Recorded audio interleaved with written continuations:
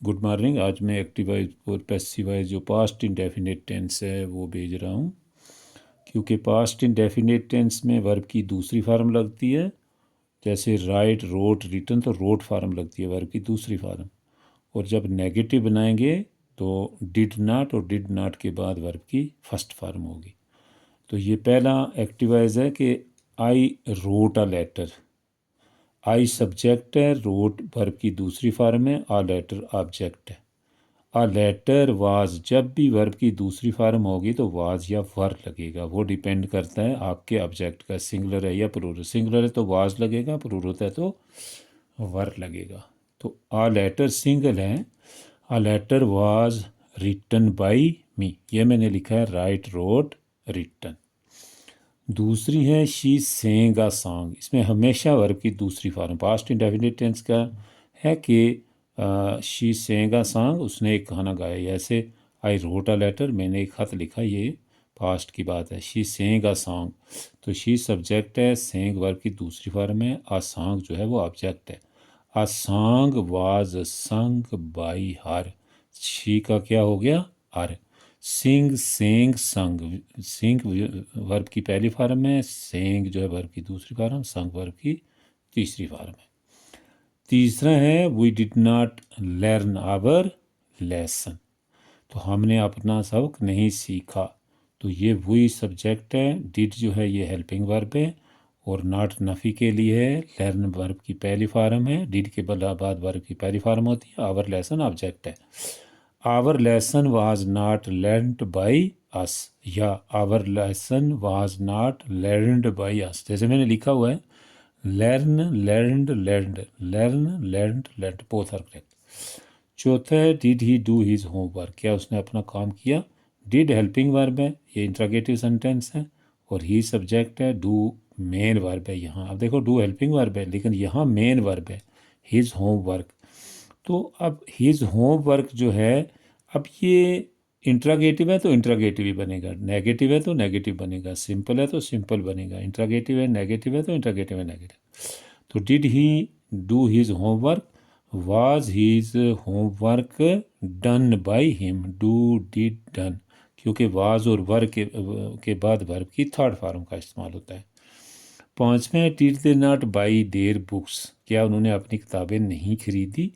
अब their books जो है ये ऑब्जेक्ट है, और डिड जो है ये हेल्पिंग वर्ब है, और दे जो है सब्जेक्ट है, बाई वर्ब की पहली फॉर्म है, डिड के बाद वर्ब की पहली फॉर्म।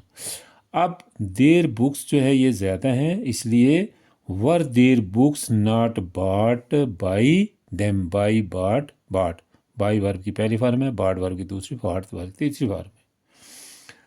अब छठा है Sadia cross the river. Sadia subject है, क्रॉस्ड वर्ब की दूसरी फॉर्म है, द रिवर ऑब्जेक्ट है। The river was crossed by Sadia, इसमें है क्या, ऑब्जेक्ट सब्जेक्ट बन जाता है और सब्जेक्ट ऑब्जेक्ट बन जाता है, और उसमें हेल्पिंग वर्ब लगाते हैं। अब इसमें जब भी पास्ट इंडेफिनिट टेंस जब की दूसरी फॉर्म हो, या डिड नॉट हो, या डिड पहले हो, उसमें वाज या वर लगाते हैं। जैसे सादिया क्रॉस्ड द रिवर, तो सादिया ने दरिया पार किया। तो दरिया पार किससे किया गया था, सादिया से। था है तो वाज, थे तो were. The river was crossed by Sadia, cross, crossed, crossed, क्योंकि वर्ब की दूसरी फॉर्म जो है वो भी क्रॉस्ड है, और तीसरी फॉर्म भी क्रॉस्ड है।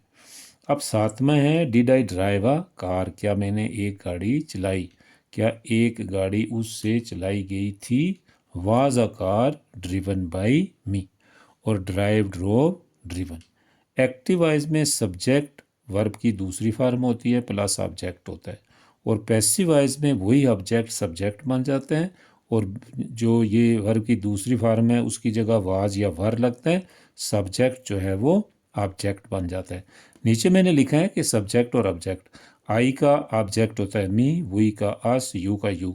सब्जेक्ट और ऑब्जेक्ट, ही का हिम, शी का हर, दे का देम, इट का इट।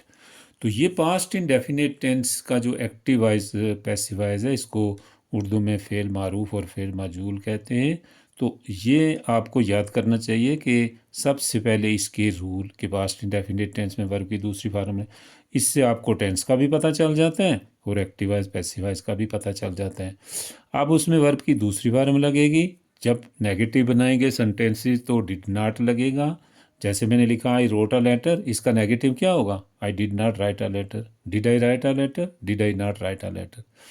तो ये जो है ये आप इसको वॉच करें, देखें, आपके पास है, बार बार देखें, क्योंकि सबसे ज़्यादा जो यूज़ होने वाला टेंस है वो पास्ट इन डेफिनेट टेंस है। हर एक चीज़ में पास्ट इन डेफिनेट है। अगर आपको पास्ट इन डेफिनेट टेंस आता है तो फिर हर चीज़ जो है आपके लिए आसान हो जाती है। आप इसको वॉच करें, शेयर भी करें, लाइक भी करें और सब्सक्राइब भी करें। Thank you very much.